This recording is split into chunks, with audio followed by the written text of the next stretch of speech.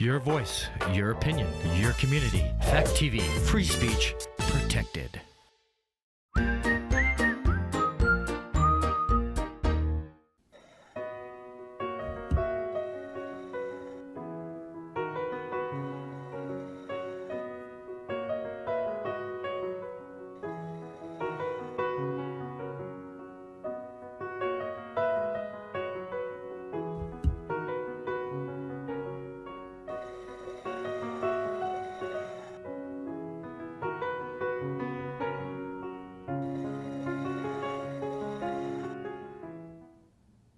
Hello, and welcome to the Art of Being Human.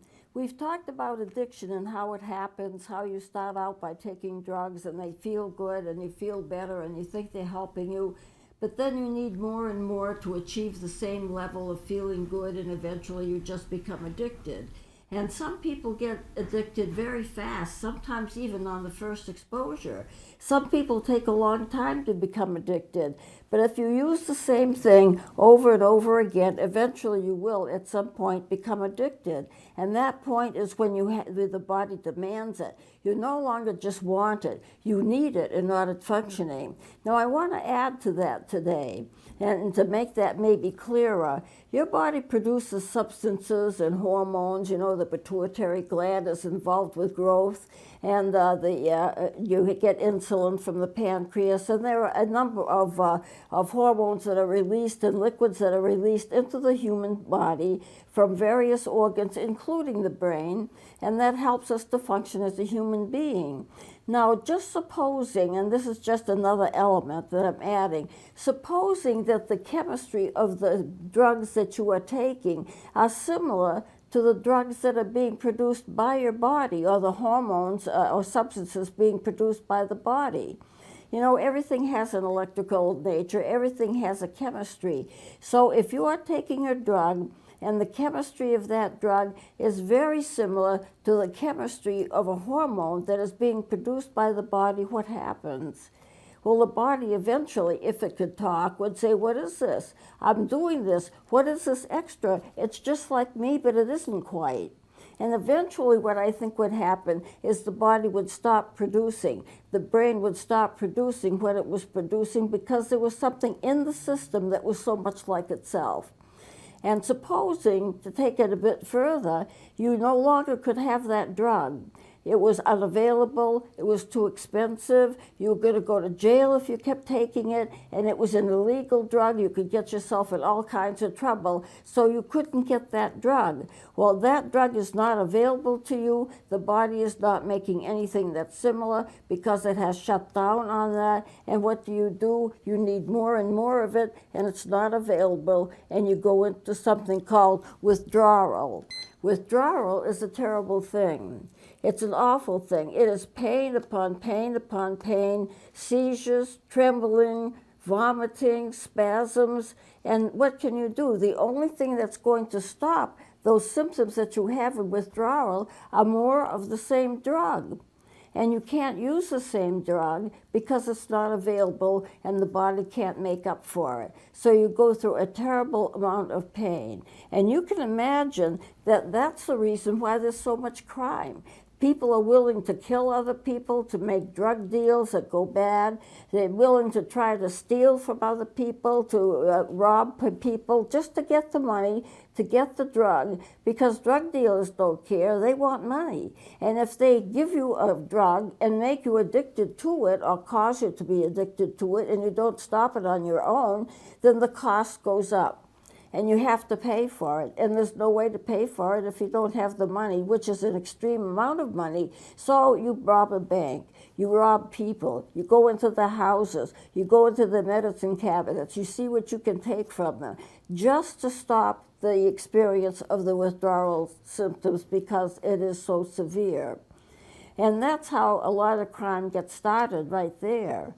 Now, eventually, of course, that you are going to lose the symptoms and the symptoms will stop, but you'll have terrible cravings. You're not going to be happy. You're going to always want to have the drug. You're always secretly looking for the drug, and you go through a kind of mental agony, and you blame yourself for it.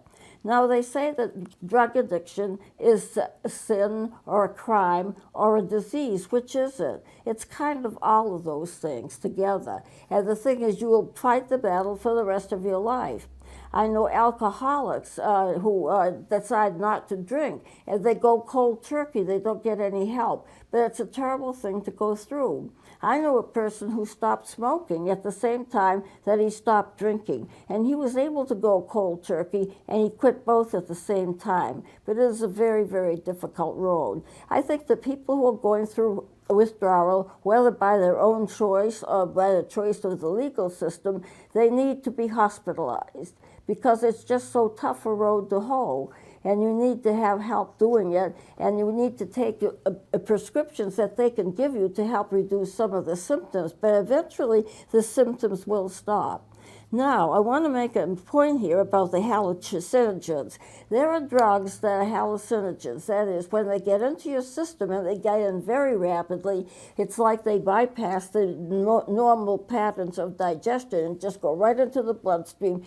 You can get hallucinations from them, so they're called hallucinogens. Those drugs, I'm thinking specifically of LSD. LSD stands for lysergic acid diethylamide. It's quite a long word, but we just call it LSD. It goes into your system and you start having hallucinations. Now, and you also can have delusions. There is a difference between a hallucination and a delusion. In a hallucination, you see things that aren't there.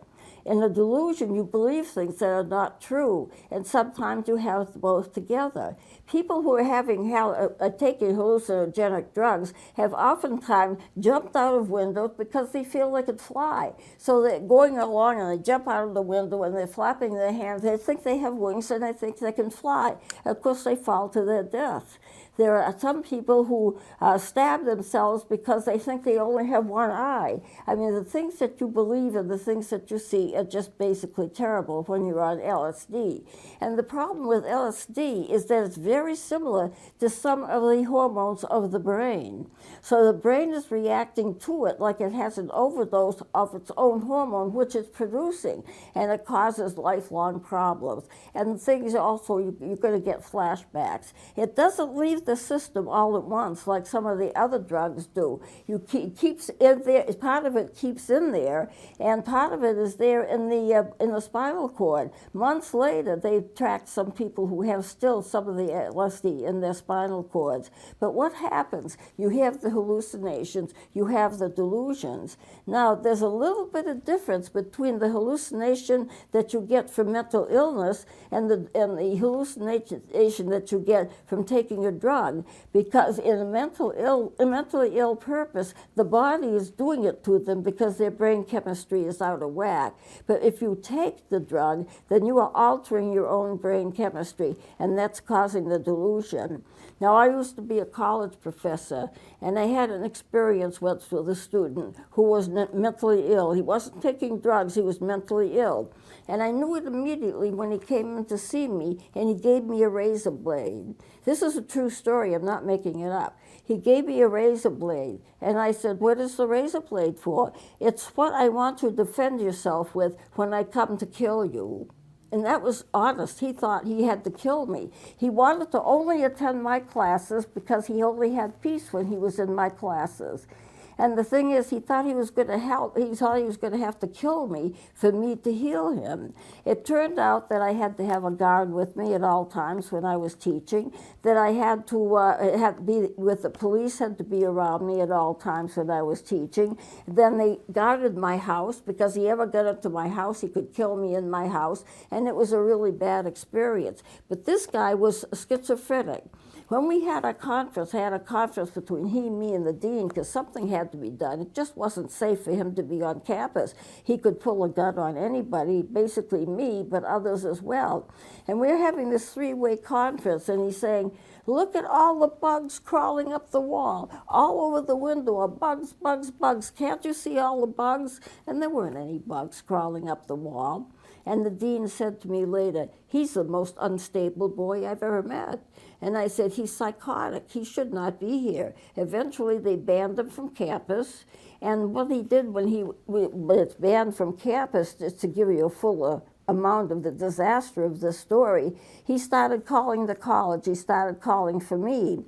The phone system came in, and they set up a special phone system, so when he called for me, they could give excuses. I was in conference, I was away for the day, I was sick, I was on vacation, or whatever. And then they had it so that I could pick up the phone and listen to what he was saying to the operators that were taking the call. I wouldn't have to respond. He would not hear me, but I would hear what he was saying. And so I ditched that idea. That wasn't such a great idea. He was stalking me. He was following me around, all on the sense that if he could just get to me, I would heal him of his disease. That was a genuine mental illness. A schizophrenic illness. There are different types of schizophrenia, but this is a genuine mental illness. But other people who are taking drugs will have hallucinations, and they call them hallucinogenic because they're not the true hallucination that a mentally ill person would have. But if you believe and have the delusion that you can fly and you're jumping out of windows and you're seeing things that aren't there, that would be a hallucination. A delusion would be the belief that you can fly, even though that would not be possible. And some people are under the influence of that drug, LSD, for years and years and years. And they don't ever really quite get rid of it. Others do recover from it. So you just have to remember how bad this actually can get. But so if you're taking a drug that's causing you to have an illness like that, it's causing you to see things that aren't there, that is probably a hallucinogenic drug that you're taking. Now, all drugs go into the bloodstream, but hallucinogens go into the bloodstream very, very rapidly, and there is a difference. But however, the illusions and the delusions can happen at the same time. Now, due to the fact that mental illness, the body chemistry is really off, but what you're taking is not off, but you're causing your brain chemistry to change in a very bad way, so it's no longer competent to handle your affairs. So you just need to know that. People can be chased by demons. Some people say they could fly. All kinds of hallucinations happen when you're taking the drug. Now, the LSD is not the only drug that gives you hallucinations. It is the main one. If you take too much marijuana, you can also have delusions and hallucinations. If you're taking too much of anything, there's not any such thing as a safe drug. So you need to remember not to do that. So going back to the addictive drugs, suppose that you're taking something that is close to something that the brain is doing, and the brain can no longer do it because it's shutting down. You have to get off the drug because you no longer can get it, and you go into withdrawal. Withdrawal, as I said, is a terrible experience. It's something that you don't want to go through. It's something that you'll do anything to get the drug in order to stop the symptoms of the withdrawal. Different drugs have different withdrawal rates. The time from the last dose to when the withdrawal starts, and how you present as the withdrawal goes on. What are the symptoms of your withdrawal? It may be different from somebody else's withdrawal if you're doing different kinds of drugs. I may get into that. I'm not sure whether I'll get into that or not. But I probably, in a general sense, will get into it. Certain drugs have certain withdrawal schedules, and that will be different than other drugs. You know, they say like Alzheimer's, everything that it's dementia is Alzheimer's, and that's not true. Various illnesses have dementia as part of their symptoms, so Alzheimer's is one. And other illnesses have their own experiences for getting dementia. So you can get dementia from various drugs. You can get dementia from marijuana. You can get dementia from diseases. You can get dementia from Alzheimer's. It's all different. In the end, though, it amounts to the same thing. You are so disabled you are not able to function.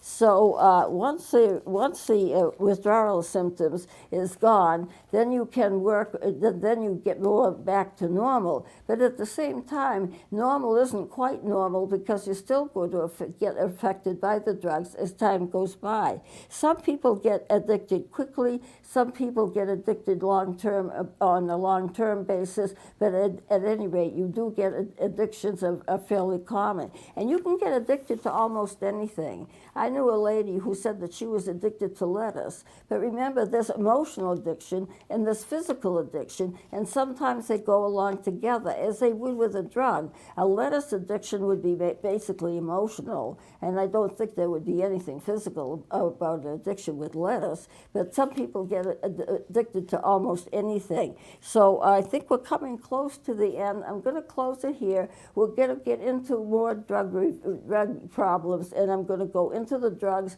what their symptoms are, how you withdraw from them, and this kind of thing, and I'll be doing that starting next time. So thank you for watching. We'll see you next time.